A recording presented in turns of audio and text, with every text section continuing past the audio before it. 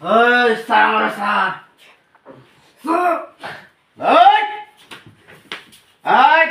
ঠান্ডা ঠান্ডা একদম ভদ্রভাবে বসে থাক, চুপ করে বসে থাক, একদম চুপ করে বসে থাক, একটু লড়াচড়া করবি না, তাহলে কিন্তু মরিচ পোড়া দেবো। আচ্ছা একটু বলেন তো সমস্যাটা কোথা থেকে হয়েছে? সমস্যাটা হয়েছে 3 দিন আগে প্রেম করে এই যে আমার বাগিনা বাগান আছে। আচ্ছা আচ্ছা বাইরে ও 3 দিন হয়েছে না বিয়ে হইছে আমরা, ও দেখতারে না।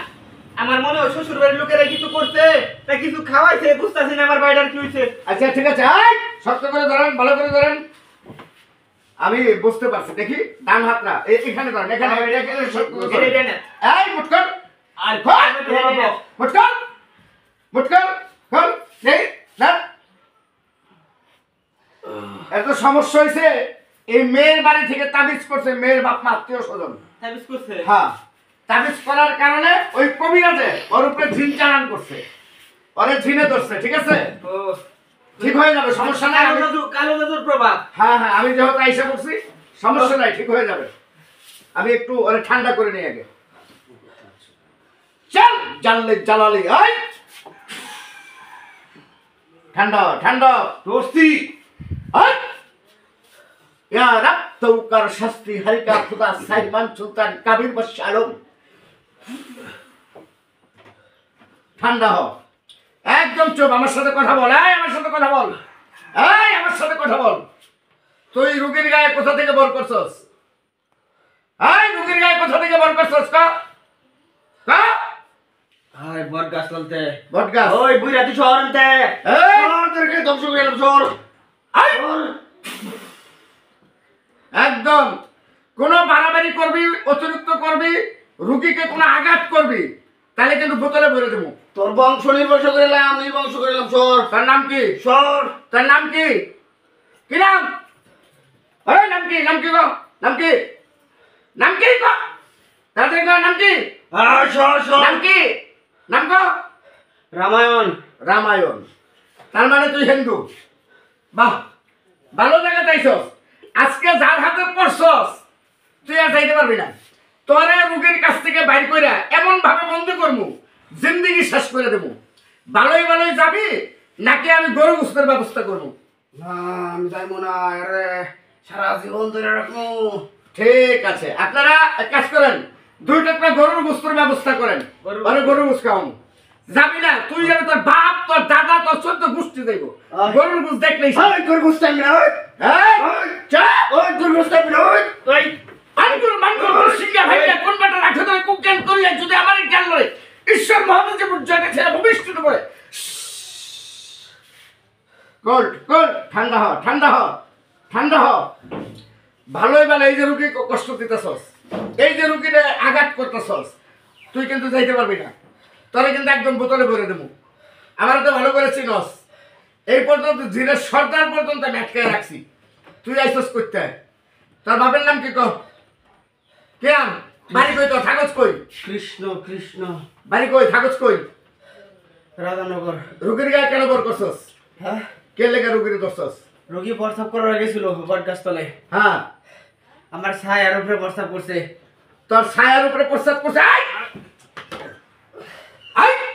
আনগুর মানগুর ঢুসিয়া ভেঙ্গা কোন বাটা রাখে ধরে কুকেন করিয়া যদি আমার জ্ঞান লড়ে, ঈশ্বর মহাদেবের 14 গোষ্ঠীর দেবতার মাথা ধরে পড়ে।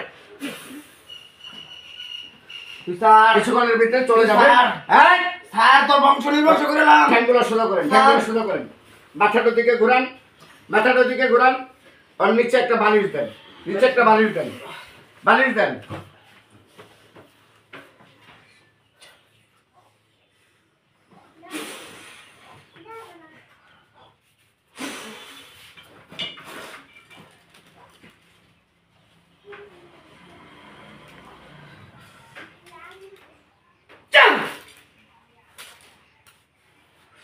আস্তে করে শোয়াই দেন, আস্তে করে শোয়াই দেন, আস্তে করে শোয়াই দেন, আস্তে করে শোয়াই দেন।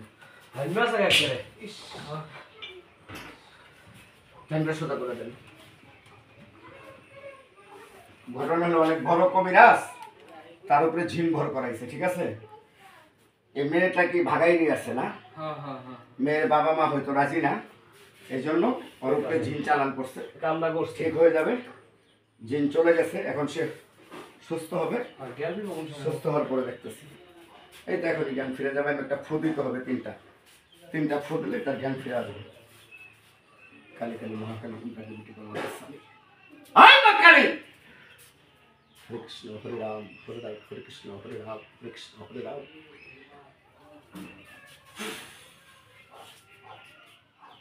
হরে কৃষ্ণ হরে রাম। 33 কোটি দেবতার দোহাই, 33 কোটি দেবতার দোহাই, 33 কোটি দেবতার দোহাই।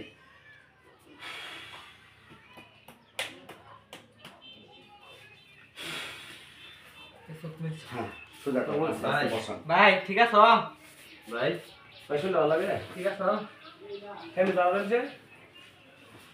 আমি এমনি না এই যে তোমার জ্বর হয়েছিল তো পরে কবে আলে জ্বর হয়েছি। যাও তুমি কাছে যাও, তুমি কাছে যাও। ভাবে দেয়া বলুন। না এখন নাই, এখন চলে গেছে, দিন চলে গেছে। যাও না সমস্যা নাই, ডরার কিছু নাই। যাও কাছে যাও, দিন চলে গেছে। যাও কাছে যাও, বসো।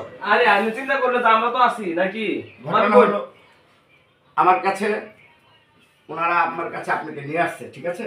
আপনি একটু অসুস্থ ছিলেন, তা আল্লাহর রহমত এখন এই জায়গাটা চিনতে পারতেছেন নাই তো, এটা কবিরাজের বাড়ি, অর্থাৎ আমার বাড়ি। তো আল্লাহর রহমত আমি একটা তাবিজ দিয়ে দিচ্ছি, এই তাবিজটা আপনি ওইভাবে ব্যবহার করবেন, আপনার মাজায় ব্যবহার করবেন, ঠিক আছে? তাবিজটা মাজায় লাগাই দিবেন। আর আরেকটা বিষয় হলো যতদিন তাবিজটা ব্যবহার করবে সে যাতে গরুর গোশত না খায়, আচ্ছা আচ্ছা গরুর গোশতটা বন্ধ রাখবেন। আর শ্মশানে গোরস্থানে মানে নাপাক জায়গা যেগুলো, যেমন যে মহিলাদের ডেলিভারির সময় বা দেখা গেছে, আর সবসময় একটু পবিত্র থাকার চেষ্টা করবেন, হ্যাঁ পাক পবিত্র থাকবেন, আর শ্মশান থেকে একটু দূরে রাখবেন, আচ্ছা ঠিক আছে? আচ্ছা চলেন তাবিজটা দেই। এখন ওনাকে চিনছেন? হ্যাঁ আমার আপনার ওয়াইফ না?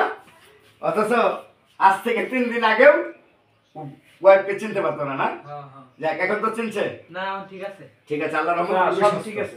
ইনশাআল্লাহ রোগী সুস্থ। আসেন আমি একটু তাবিজ দেই, নিয়ম আচ্ছা, শুধু মাইনে চলবেন। আচ্ছা আচ্ছা আল্লাহ